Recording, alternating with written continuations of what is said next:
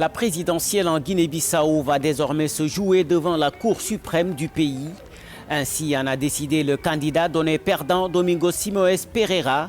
Le Parti africain pour l'indépendance de la Guinée et du Cap-Vert, dont il défendait les couleurs, a en effet déposé un recours vendredi devant l'instance pour contester sa défaite. Le PAIGC a effectivement introduit ce vendredi un recours visant à annuler le résultat du second tour de la présidentielle, a déclaré le responsable de la communication de la plus haute juridiction du pays. Et c'est ce lundi que les juges se réuniront pour examiner le recours, a précisé une source proche du président de cette institution.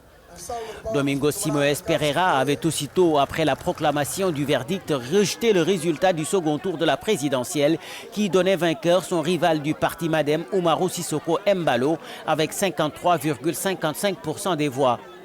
L'ancien Premier ministre avait alors dénoncé une fraude électorale et des résultats pleins d'irrégularités, de nullités et de manipulations.